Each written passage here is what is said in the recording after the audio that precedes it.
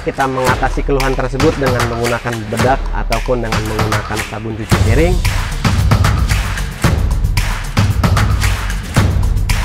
Kaget. Apa? Itu bekas. Excited. Saya itu duduk. Udah pakai foam juga.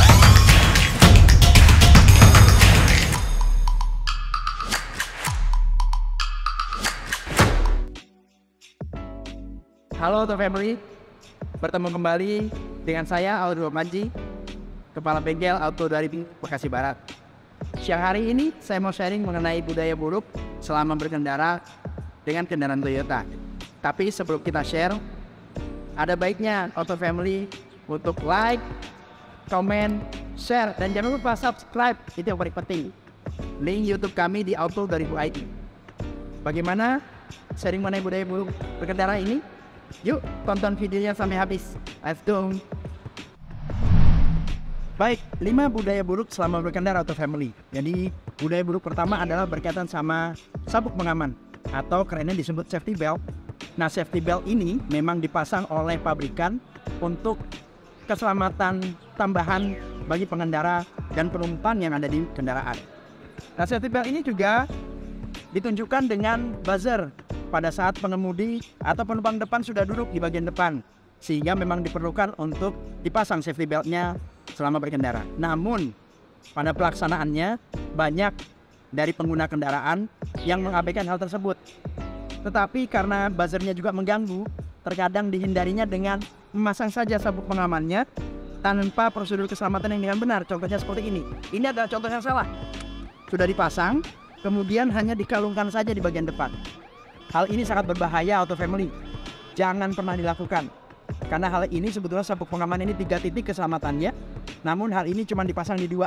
Sehingga bagian pinggang dan perut bisa bergeser ke depan. Sehingga fungsi sabuk pengaman ini tidak maksimal. Penggunaan yang benar adalah dengan memasangkan sabuk pengaman dengan baik dan sesuai aturannya. Jadi kita yang sudah duduk, Auto Family pasangkan sehingga melingkar di perut dan di dada. Ketika sabuk pengaman sudah terpasang dengan benar, hal ini akan mengoptimalkan fungsi sabuk pengaman sehingga apabila terjadi laka lantas, pengemudi, penumpang bisa terselamatkan dengan optimal.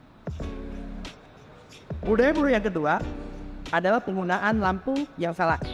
Apa sih? Kenapa sepenting? Lampu ini juga sebagai alat keselamatan Auto Family, khususnya pada saat sore hari menjelang malam atau malam hari dan gelap, serta pada cuaca yang hujan dengan intensitas yang sedang. Ada beberapa fungsi lampu. Yang pertama lampu senja, yang bentuknya kecil terus kemudian agak redup. Kemudian lampu fog lamp, lampu kabut. Ini terjadi ketika dibutuhkan pada saat penyinaran jalan pada waktu cuaca sangat hujan deras atau berkabut di daerah-daerah tinggi. Dan yang ketiga lampu besar. Nah, lampu besar ini juga ada 2, lampu pendek sama lampu jauh. Kesalahan-kesalahan apa saja yang biasa terjadi? Yang pertama, penggunaan lampu di siang hari sebenarnya tidak perlu, mungkin tidak berbahaya, namun pada spot-spot tertentu sangat mengganggu pengendara dari depan. Yang kedua adalah penggunaan lampu jauh yang digunakan sepanjang waktu pengendaraan, terutama di siang dan malam hari. Ini tentunya sangat mengganggu pengendara dari depan. Mungkin Auto Family bisa lupa, namun mohon diperhatikan ketika di kendaraan lawan arah sudah meminta dengan mengedipkan lampu, tentunya ada salah dengan lampu di kendaraan kita. Dalam hal ini, pabrikan sudah mengeluarkan lampu yang standar dengan ukuran-ukuran yang tertentu. Lampu yang ada aksesoris itu kadang-kadang ukurannya bisa menyilaukan lawan arah, bisa menyilaukan pengendara dari lawan arah. Oleh karena itu, akan lebih baik apabila Auto Family tetap menggunakan lampu-lampu standar. Lampu belakang dengan warna merah dan kuning untuk lampu sen, lampu depan dengan warna yang cukup redup dan tidak membahayakan pengendara dari depan. Nah, inilah kesalahan berkaitan dengan lampu. Kita lanjut ke budaya buruk yang ketiga.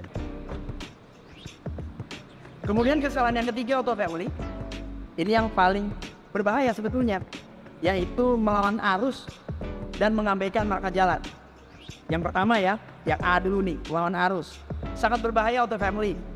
Biasanya dilakukan oleh pengemudi karena merasa tanggung, merasa sudah dekat, merasa nggak jauh lagi kok arah saya sampai tujuan. Namun Auto Family, hal ini membahayakan bagi pengemudinya dan pengemudi lain Auto Family.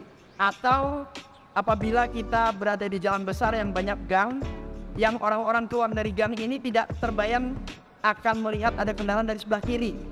Yang dia siap ada kendaraan dari sebelah kanannya ketika keluar. Tetapi ternyata ketika ada yang melawan arus dari sebelah kiri ini umumnya kecepatannya juga tidak hati-hati. Ini menyebabkan bisa kecelakaan atau bahkan kehilangan nyawa. Hal ini yang harus betul-betul dihindari untuk helm. Nah yang B juga sama, mengabaikan marka jalan. Marka jalan ini putus-putus yang artinya bisa untuk mendahului kendaraan lain pada saat jalanan kosong, atau marka jalan yang lurus tidak putus-putus auto family. Yang ini memang dibuat oleh pihak berwajib untuk menghindari bahwa di jalan tersebut atau ruas jalan tersebut tidak untuk mendahului kendaraan lain. Kenapa? Karena di area tersebut, di seksi tersebut berpotensi terjadi kecelakaan. Sehingga auto family perlu memperhatikan bila mana auto family bisa mendahului kendaraan lain, atau bahkan kapan auto family memang harus bersabar untuk tidak mendahului kendaraan lain meskipun kendaraan lain di depan auto family jalannya lebih pelan. Budaya buruk yang keempat berkaitan dengan rem tangan. Nah, kenapa penting rem tangan ini? Auto family, fungsi rem tangan ini atau parking brake ini memang untuk keadaan-keadaan di mana mobil ini butuh berhenti total, baik mesin dalam keadaan nyala ataupun mesin sudah dimatikan. Hal ini penting karena untuk menjaga kondisi kendaraan agar tidak bergeser dari tempat dia berada. Misal berada di tanjakan, antrian di puncak, misal family liburan ke puncak, pada saat antri tentunya posisi tuas transmisi pada posisi netral dan parking brake ditarik. Atau yang kedua, pada waktu sudah parkir di rumah, posisi tuas transmisi berada di posisi netral dan tuas parking brake ditarik, baru kemudian tuas transmisi dimasukkan ke posisi P. Ini membantu untuk dua hal, kondisi kendaraannya tetap berada posisinya, dan yang kedua menjaga umur dari transmisi otomatis. Nah, auto family, kesalahan yang terakhir, yang kelima, apa yo? Betul, kesalahan yang kelima adalah menunda melakukan servis berkala Toyota Auto Family di bengkel resmi. 4 kesalahan pertama berkaitan dengan kecelakaan, berkaitan dengan nyawa Auto Family. Namun, yang poin kelima ini juga cukup penting untuk Auto Family perhatikan. Karena kesiapan mesin, kesiapan kaki-kaki, kesiapan rem, dan kesiapan lampu-lampu menjadi sangat penting apabila Auto Family ingin berkendara dengan aman dan nyaman. Untuk itu Auto Family jangan lupakan jadwal melakukan servis berkala Auto Family setiap 6 bulan di bengkel resmi. Baik Auto Family, itu dia 5 budaya buruk selama berkendara. Nah Auto Family, gimana tadi penjelasannya 5 budaya buruk selama berkendara? Saya berharap mudah-mudahan Auto Family tidak melakukannya selama berkendara dengan Toyota Auto Family.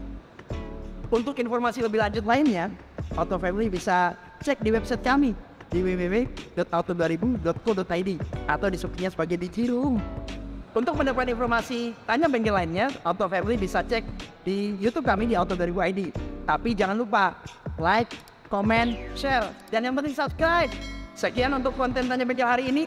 Sampai jumpa di tanya bengkel lain. Dah.